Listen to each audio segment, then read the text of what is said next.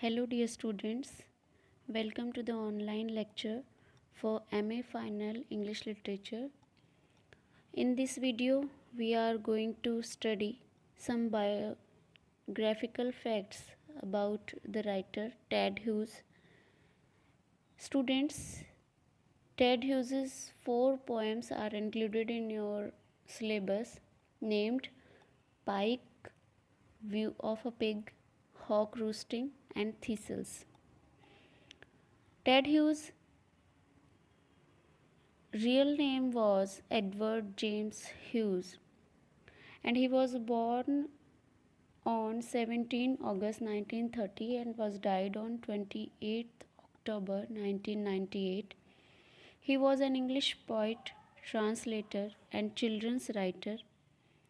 Critics frequently rank him as one of the best poets of his generation and one of the 20th century's greatest writers. He was appointed Poet Laureate in 1984 and held the office, means he was on the same designation until his death. In 2008, the Times ranked Hughes fourth on their list of the 50 greatest British writers since 1945. Ted Hughes's personal details are that he was born on 17th August 1930 at Mytholmroyd at Yorkshire in England and was died on 28th October 1998 at the age of 68 in London. His cause of death was heart attack and his nationality, as obvious, is English. Spouse name was Sylvia Plath and Carol Orchard. Domestic partner was Asia Webel, and his children names were Freda Hughes, Nicholas Hughes, Alexandra Webel. Alma mater was Pembroke College, Cambridge, and his occupation was poet, playwright, and writer. Hughes was married to American poet Sylvia Plath from 1956 until her death by suicide in 1963 at the age of 30.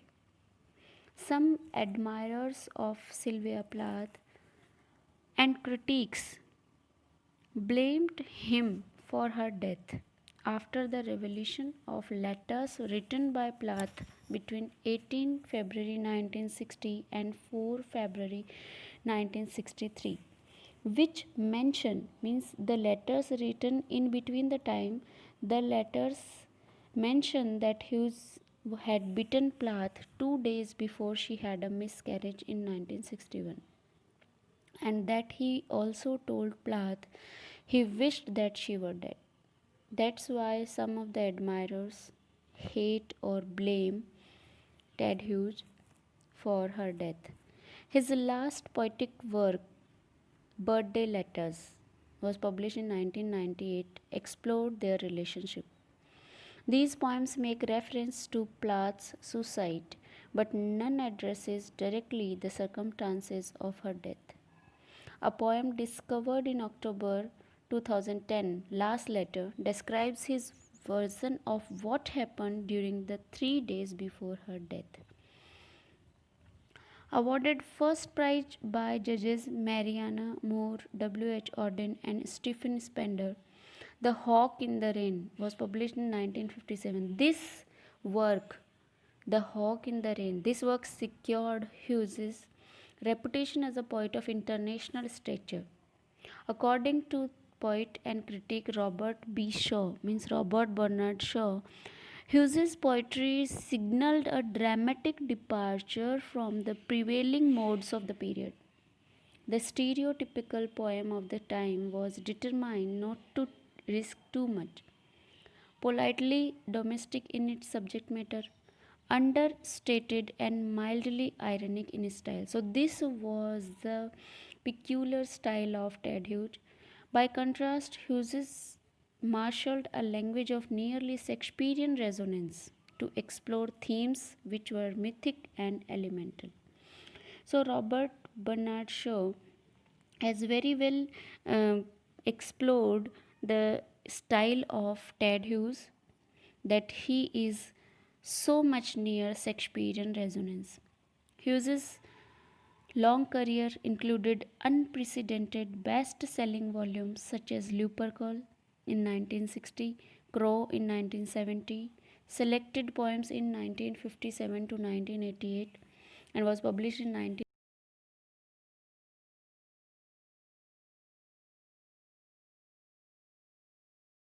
Man in 1968.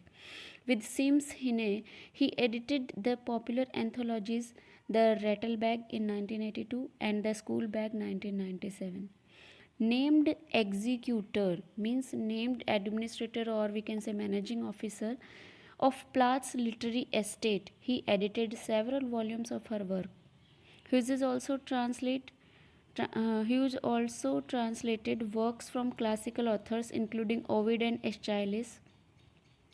An incredibly prolific, means genial poet, translator, editor, and children's book author, Hughes was appointed Poet Laureate in 1984, as we have discussed in the last slide. A post he held until his death. Among his many awards, he was appointed to the Order of Merit, one of Britain's highest honors.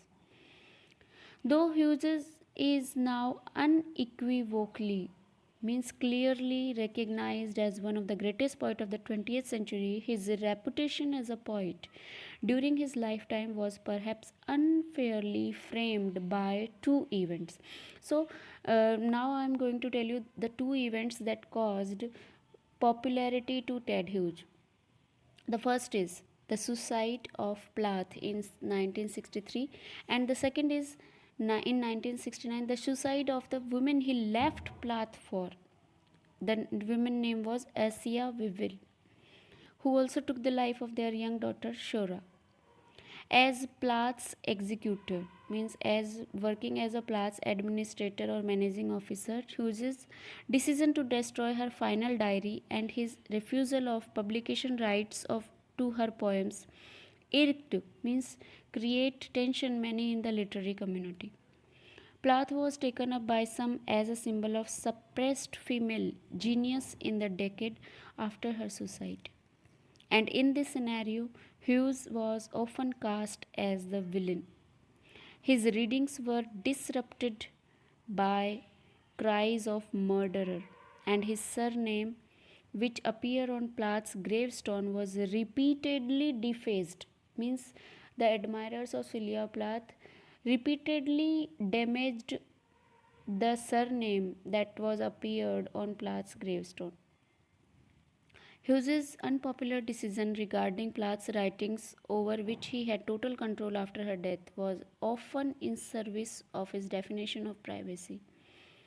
He also refused to discuss his marriage to Plath after her death. Thus, it was with great surprise that in 1998 the literary world received Hughes's quite intimate portrait of Plath in the form of birthday letters, a collection of prose poems covering every aspect of his relationship with his first wife. The collection received both critical praise and censure also. Hughes's desire to break the silence around Plath's death was welcome, even as the poems themselves were scrutinized. Means the poems, even the poems were investigated or inquired. Yet, despite reservations, Kata Pollitt wrote in the New York Times Book Review that Hughes's tone, emotional, direct, regretful, and tranced, pervades the book's strongest poems, which are quiet and thoughtful and conversational. Plath is always you, as though an old man were leafing through an album with a ghost. So, the quoted sentences are published in New York Times Book Review. Though marked by a period of pain and controversy in the 1960s, Hughes's later life was spent writing and farming. He married Carol Orchard in 1970, and the couple lived on a small farm in Devon until his death. His forays, means his aggression, his offensiveness into translations, essays, and criticism were noted for their intelligence and range. Hughes continued writing and publishing poems until his death from cancer on October 28, 1998. A memorial to Hughes in the famed Poets' Corner of Westminster Abbey was unveiled in 2011. So that's all about biographical aspect of Ted Hughes. In the next video, we are going to study the suggested poems in your syllabus. I have told you that 4 poems are suggested in your syllabus. The 4 poems are Pike, View of a Pig, Hawk Roosting, and Thistles. So that's all for today, students. Thank you all.